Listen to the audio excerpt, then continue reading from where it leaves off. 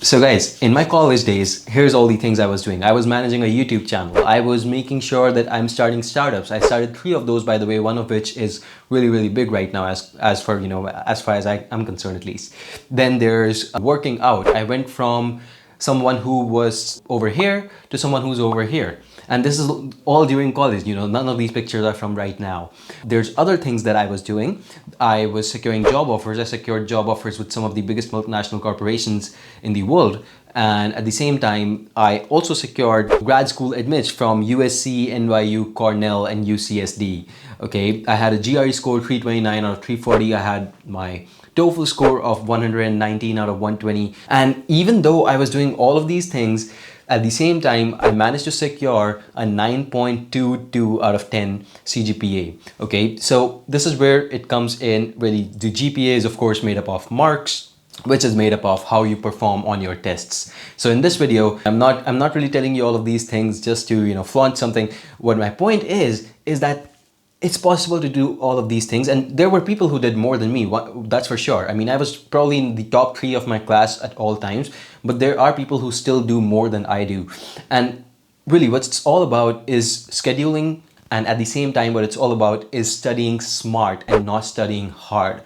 In this video, I'm going to show you the secrets that I used to follow, the exact way that I used to study in college, and I'm 100% certain that it will change the way you study. Because a lot of people, they always tell us, hey, you have to study this, you have to study that, you have to finish chemistry, you have physics, but they never really tell you how to study these subjects. Okay, I'm going to show you one way that's going to work in 99% all the cases. Whatever you're studying, it's going to work. Okay, as long as you study with books, it's going to be the same thing. It's going to work.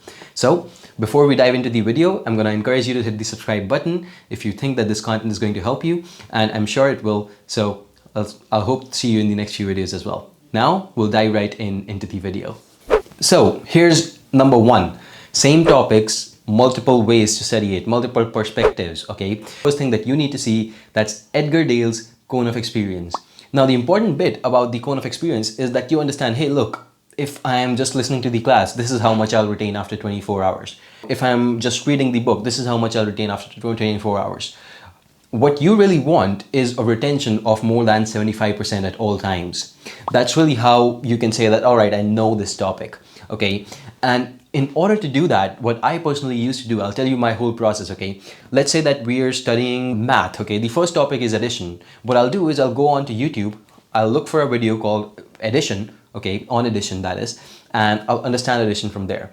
Next thing I'll do is I'll switch to my math book, the book that I have to study for college, and I'll study addition from there. Okay, so now I have 2 perspectives, not just that of the book, but also of a video, someone else's understanding. And trust me, there's probably a lot of good videos on YouTube, no matter what you're studying.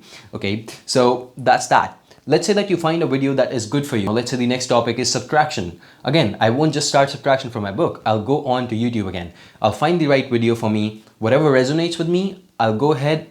I'll keep that video with me. I won't just throw it away, because next time I'm going to revise with that video. So I'll either download it, or what I'll do is I will add it to one of my playlists. Okay, again, after that, I'll study subtraction from my book. That's how it goes. Now, this is the first time. This is what you do the very first time you come across a topic.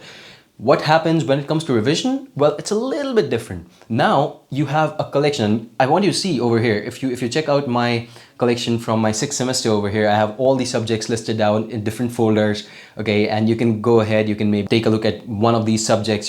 You can look in there. There's numbered videos, 1, 2, 3, 4, 5. The way the topics appear in my syllabus or in my book, the same way I have basically added all the videos in this directory, so I can start looking at the video and then I can go back to the book. All right, so that's really how the revision is going to be performed, because you're going to be watching the same video again and again. You're going to be studying the same book again and again. And personally, I never used to make notes. What I would do is I would just highlight the parts in the book which are important. Now, a lot of people say that, hey, this is not the most efficient way. But hey, look, what's important to me is that, look, if I am making my own notes, maybe I have 60% of what the book is, right? But I'll never really go back all the way up to 100%.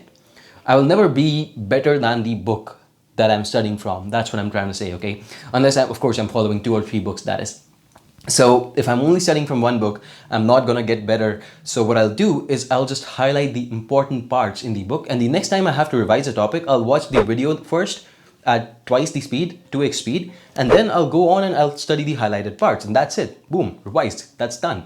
Then I move on to the next topic, okay? And that's how I cover all of my syllabus. That's point number one. That's exactly how you study, okay? And like I said, I like to call it same topic, multiple perspectives, different ways to study the same topic. And really that gives you so much more. You kind of get that into your head and you just do not forget it so easily when you have multiple perspectives. Okay, so I know that point was pretty time taking, but I wanted to ensure my whole process to you. But now we'll move on to the next points. These are going to be much faster, I promise you that.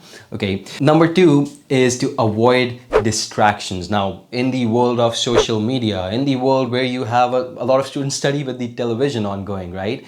There's movies, there's all kinds of things going on even while you are studying. Maybe you're texting someone. Do not do that. Do not multitask. Okay, if you take out 1 hour for studying, make sure that 1 hour is for studying. I know right now also, I'm pretty sure that you're probably supposed to be studying, but you're watching this video. Hey, it's fine. Now that you're here, I want you to take some value away from this video before you go away. But at the same time, this is going to be the last video you watch. After that, you're going back to studies. Okay, make sure of that.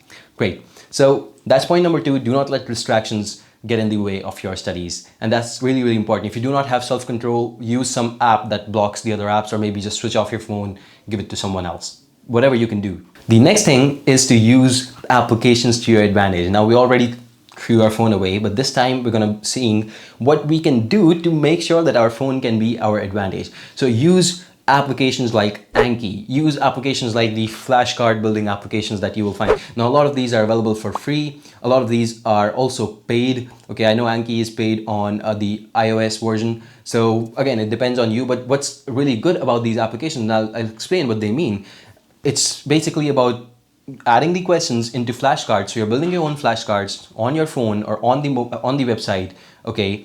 And those flashcards are going to be asked from you. Like, you will see those flashcards every 2 minutes, every 10 minutes, 30 minutes, 1 hour, 2 hours, whatever. Completely depends on your timeline. Whenever you're ready to study, you can just use those flashcards to revise, okay? And the good thing about these apps, especially Anki, is that you can go ahead and you can click, hey, look, I find this really easy, and you can click on easy. This question is easy. What that means is Anki won't really ask you that question again for the next 4 or 5 days, okay? But if you mark a question as hard, Anki is probably going to ask you that question very soon, maybe even in a few minutes. So whatever you're not good at, you're being tested on it again and again, and that's how you get better at it. Okay, so make sure to use these applications to your advantage.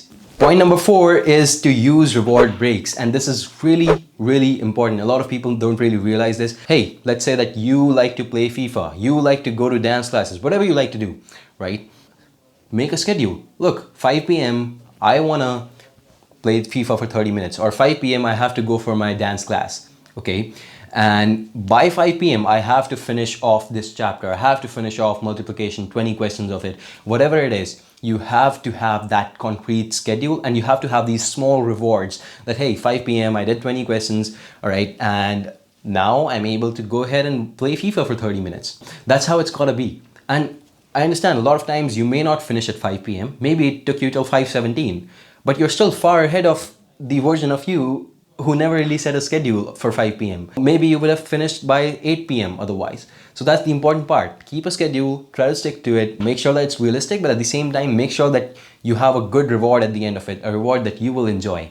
Okay, so keep that in mind. Number 5 is to use mnemonics. Now, a lot of us have used all kinds of mnemonics like PEMDAS to really understand how math works, how arithmetic works, how do you solve equations.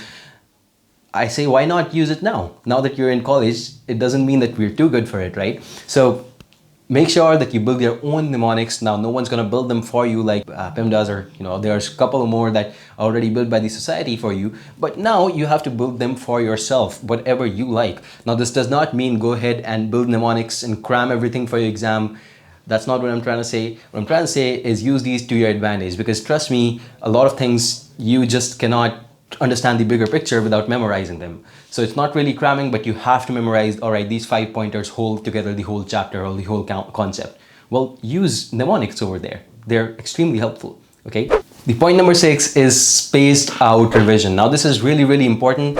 You have to understand that every time you listen to a lecture or you revise something, the curve is essentially, and this is the forgetting curve. You maybe remember some of it and then your curve goes down. You're remembering some of it, but then every hour, every single minute that passes by, you're forgetting some of it, a little bit of it. Now, what spaced out repetition means is, let's say you studied math today, all right? You studied in class today, well, revise it again. Tomorrow morning, you revise it. All right, you're good at it. Great. Tomorrow morning you revise it, but again, you're forgetting it. Let's say that this time you need to revise it 1 week later. 1 week later, you again revise it, and this time understand that the gaps are increasing every single time. Let's say that 1 week later you revise it and you're good at it. Now you revise it 1 month later. See how the gaps are increasing between the revision periods? That's called spaced out revision. Because you are getting good at a topic, because you're really able to memorize more and more of it, and the curve kind of flattens out a little bit every single time you revise it, so it gets more and more easy to remember these things. And that's why you can increase the revision timing. Maybe after 1 month you'll only need 1 revision per 3 months. Something like that can happen so easily. So spaced out revision, I think it's a great strategy. I use it all the time personally whenever I'm trying to learn something new, and people use it to learn all kinds of things, including languages, by the way, which is probably the hardest thing to learn a lot of times. So use that to your advantage again. Point number 7 is interleaving practice. What that means is, if you're studying something like multiplication, I'm just giving you an example over here. Of course, you can apply it to your own scenario. But when you're studying multiplication, don't just solve all multiplication questions. You're going to get bored. Eventually, you're going to get tired. If you think that, hey, look, I'm going to solve 100 questions of multiplications today, well, it's just not very practical to me. Instead, what you do is you mix it up with maybe other topics or other subjects a little bit. Maybe you study math for 2 hours, then you take a 1 hour break, and then you study English for 2 hours. Something like that. So you want to give your brain also, you want to give it some more stimulation to study, and when you're just doing the same thing practically all day, your brain kind of gets bored. So you want to try to avoid that. And the final rule over here, guys, point number 8, is to not compromise on your health. Trust me, that is more important than probably any exam that you're taking, no matter what you believe. Right now, watch this video again 2 years later and you'll know that I'm telling you the truth. Nothing is as important as your health. Whether it comes to drinking 8 glasses of water a day, or it's about just having 8 hours of sleep per day.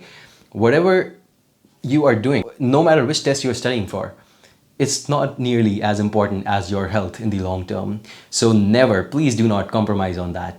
Okay, so yeah, that's all the points that I wanted to give you in this video. Now, these are the things that I personally used. I've tried them, I've tested them, and I'm telling you for sure that you can ace college or any other exam that you're taking with this strategy.